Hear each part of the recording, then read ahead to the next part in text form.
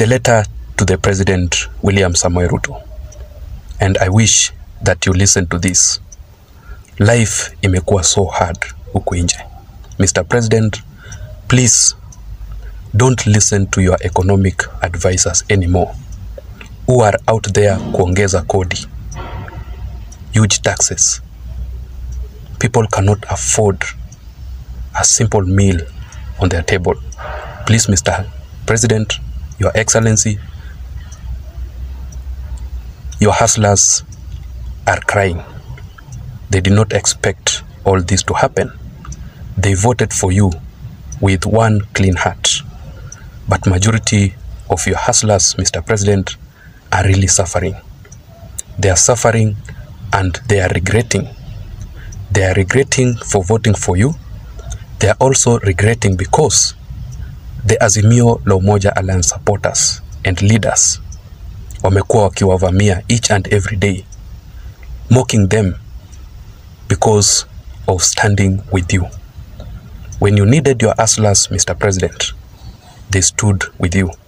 Please go to the ground by your own self and just listen to the ground, how people are crying. And I wish that ukwetu na utu, stop adding more taxes to the people of the Republic of Kenya. Kenyans are really suffering, Mr. President, and I hope that you will come to listen to this. It is not really good out there. Stop listening to your economic advisors anymore. Kuja kwa ground. I know that today we are expecting you to talk about what you have achieved so far in office. 1 year achievement. But I just think it would be the biggest achievement of you if Kenyans wangekuwa na maisha mazuri. Just money on their pockets. Just food on the table. Vitu zingine wachana nazo. Just listen to what Kenyans are saying. Kwa ground iko different. And that is why, Mr. President, in your recent rally, people heckled you. That is a red flag. That is a sign that people are no longer with you anymore. That is why, Mr. President, when you call for a rally, no, there are no more huge crowds that used to follow you, Mr. President. Simply because Kenyans have started to hate you.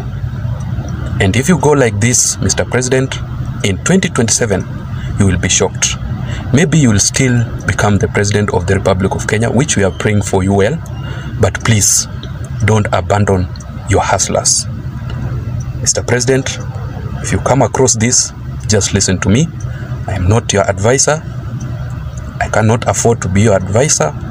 I'm just a content creator who understands what it feels like to be in Kenya. Kodi kila mahali, taxes, taxes, taxes. Education was free previously, Mr. President. But right now as we speak, hakuna free education. And Kenyans are suffering. Without education, Mr. President, hii Kenya yendi mahali. This generation, Mr. President, is looking at you. So, it is up to you now to make us live in a decent country. Please, take things slowly.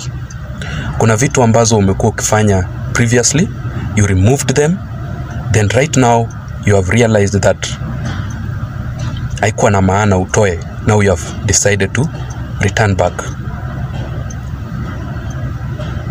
Mr. President, take your time. Listen to Kenyans. Just listen to them. Kwa ground, mambo si mazuri kabisa. I have my own fans here. You are huge supporters. 8,000 subscribers. Majority of them love you, Mr. President. Majority of my fans here voted for you. And I know how it feels to be in Kenya right now. Fuel prices, Mr. President, usikubali ifike 300 Kenya shillings. Kenyans will not afford that. Kenyans cannot afford that. Mr. President, as you speak today, I want you to talk about the hustlers that you used to talk about previously. Usiongee tu. Kenyans are listening, Kenyans are following you, and Kenyans are angry. Kenyans are very much disappointed. Mr. President, do something. That is what I had to say. Ladies and gentlemen, that is it. We all support our president and we hope that he will make this country great. But let us not fear to correct our president whenever he goes wrong. If you love your child, do not let that child to go astray. You must correct that child. Mr. President is our own child. We voted for him massively, and we hope that he will not go astray. In whatever he will do, atakuwa anatufanyia kazi vilivyo. And we know that we have a very able president. I don't regret voting for the president, and I know that I made the right choice. So the advisors, the economic advisors who are only thinking about adding more taxes to Kenyans, please stop it. Stop that immediately. So who exactly will speak on behalf of Kenyans? We don't have any opposition anymore because Raila Odinga and the Azimio la Umoja Alliance topmost leaders were bought by the government so that they don't speak anymore. I remember previously when Raila Odinga used to call for demonstrations, despite the fact that I did not agree with all those demonstrations, but I think they were making sense. The only challenge with all those demonstrations was that ilikuwa kuharibu vitu za wenyewe, destructions of properties. But Raila Odinga was doing his opposition job very well until he was bought. The day that he met with the president in Mombasa, I don't know what they talked about, but Raila Odinga was given something.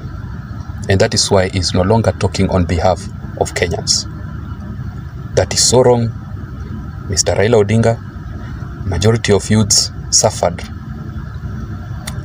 Majority of them up to now, they are still in hospitals because of the demonstrations. Majority of them lost their lives.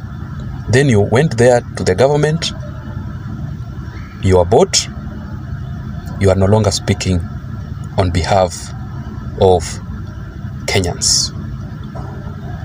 Mr. Raila Odinga, you are failing Kenyans.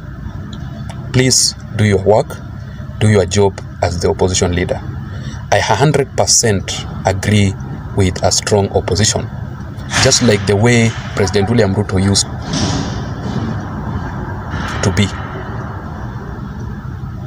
Without opposition in this country, we are heading nowhere. You are our leaders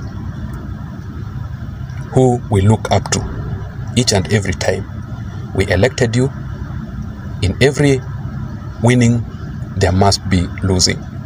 You lost the election, but you did not lose your leadership role as the opposition leader. Please do your job. Mr. President William Samoei Ruto, please do your job. Stand with the hustlers just like the way they stood with you. You will still need them. Even if you will not need them any soon, you will need them one day. Please just do your work. Ground is suffering.